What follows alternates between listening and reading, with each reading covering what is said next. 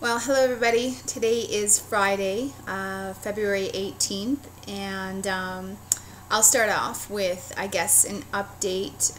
I did the IVF embryo transfer on January 24th, and unfortunately, I was in the hospital last Friday. I had what's called a complete miscarriage.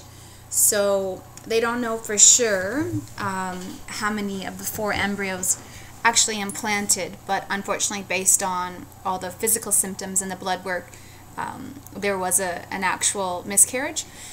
So I've had a week, and I was in the hospital on Friday for most of the day, and it's been a little bit kind of emotional, that emotional roller coaster that we talked about. So I guess where I'm at right now is, I guess I could say I'm in a good place as possible, as good as can be. When I mean good, I had a lot of time to think about, how I felt about that and how disappointed I was that IVF cycle didn't work, because it was actually really, really emotional for me. For some, profound reason, I really felt that this cycle was going to work more than any of the other cycles.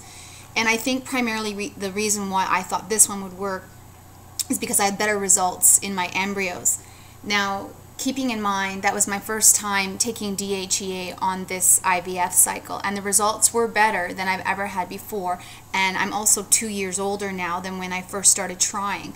So technically, you're supposed to have less eggs and poorer quality as you age. So I've had this last cycle, as a result of the DHEA, more eggs and of better quality. So my husband and I have determined that based on those results, we're going to give it another try.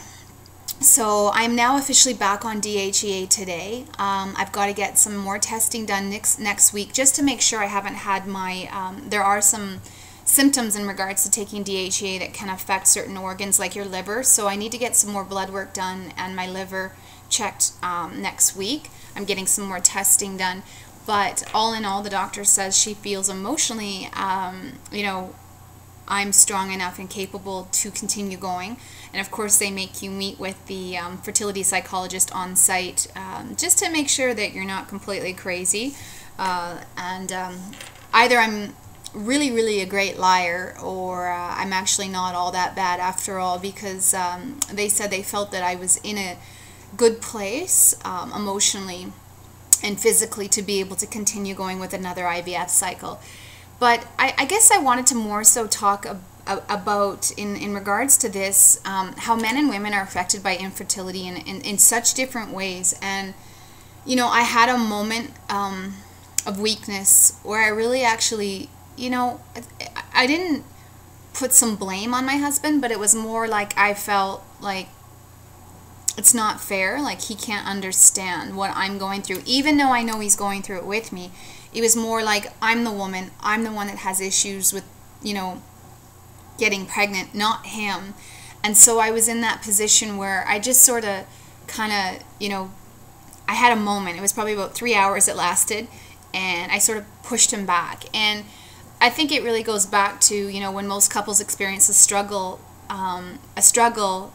dealing with the same thing, they don't really deal with that struggle the same, because men and women are so different. And I don't want to get into the psychology of men and women, but just some common sense things, that really some people might forget in going through the fertility treatment, or even just as a married couple in general. The traditional ways of how men and women are trained and how we're raised to think, feel, and act is so different from one another. So, for example, myself and women in general are typically seen, by others and society as we're sort of the emotional caretakers or the providers of the relationship. Women really feel more responsible, not only for everyone else's bad feelings, but also for anything bad that happens. And when I think about that, I sort of think about how I felt when this IVF didn't work, and how I felt really bad, and I felt like I was to blame, and I needed to take the burden of all that. And I think I repressed some feelings, and that's really common. Women will have a tendency to repress those feelings, and their emotions their emotions become more ominous until they really feel out of control. And that's what happened to me. I did feel a little bit out of control. It was almost like this monster of emotions, for about 3 hours. It was like it swallowed me whole.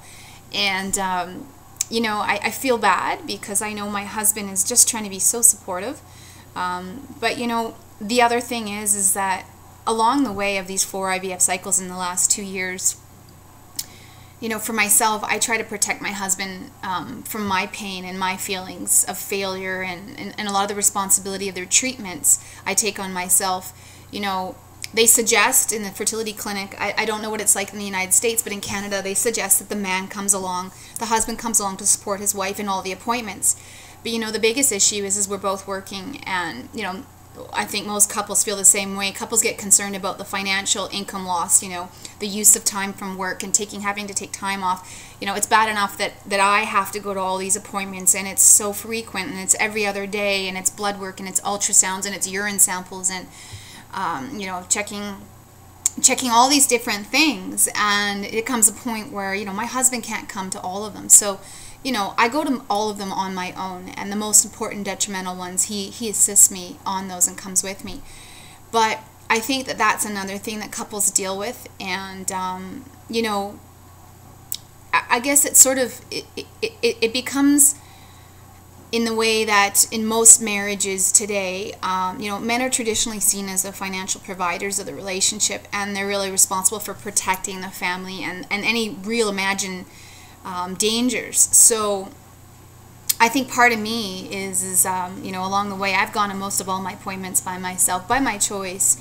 I'm sure if I asked my husband to attend them, he would. But, I think men usually feel more threatened expressing themselves while they're going through all of this. Men have been more conditioned, when you think about it in society, men have been conditioned to repress their emotions.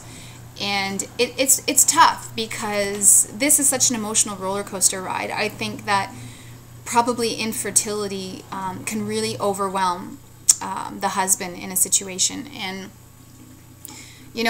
men are trained to, traditionally to take charge and to make decisions and, being able to do these things without getting sidetracked by their emotions.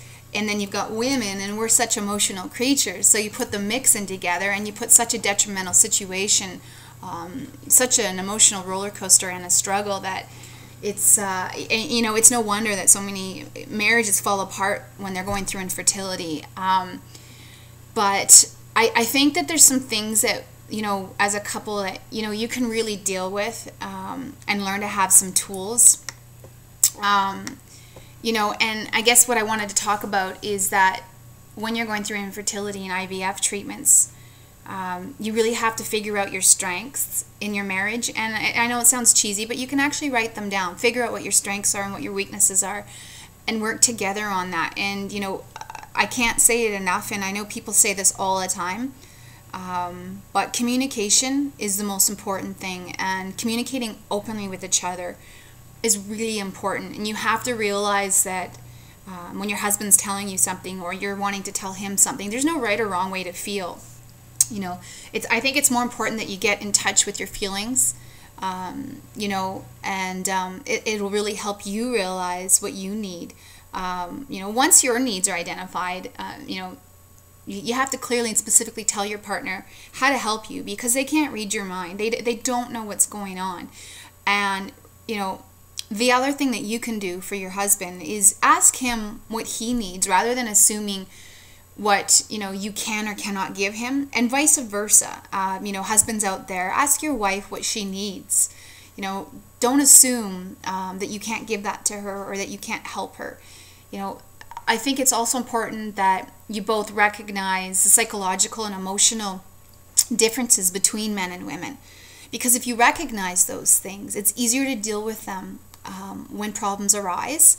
And see if you can teach, and I know this sounds funny, but see if you can teach each other some of the skills that you've learned in your own life that have been successful for you as an experience, as a woman or as a man. Because you'd be amazed, most people are really teachable, and people want to learn and want to help.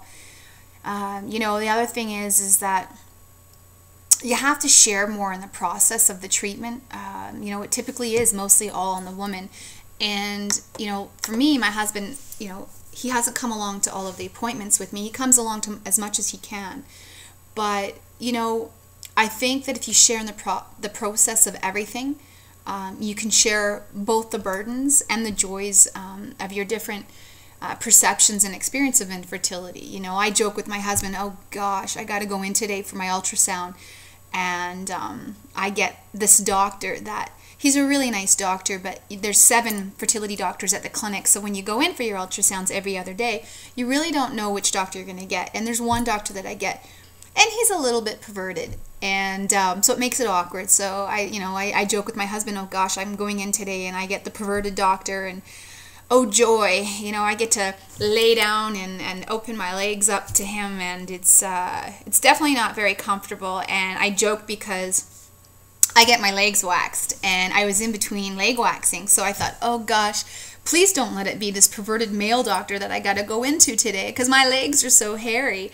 And the irony is that it was him, and he gave me a really hard time. I'm blonde, so you can't really see the leg hair, but because I said to the doctor, you'll have to excuse me, but I'm in between waxing my legs, so they're a little bit more hairier than normal, and I'm kind of embarrassed. So as the doctor was leaving after the ultrasound, he said to the nurse, can you make sure that you get her a razor before she leaves? And he smiled and said, good day. So, that's just kind of a little bit of, you have to throw humor and comedy into the whole perspective of it all. But I just wanted to help you guys because when you're going through this, if you share the burdens and the joy of the whole fertility process, it really helps balance the intensity of what's going on, and it brings you closer together with a deeper respect for each other. So I wish you all the best, and I'm thinking of all of you, and good baby karma thoughts to you all, and just keep going. Don't give up. Okay. Take care and have a great weekend.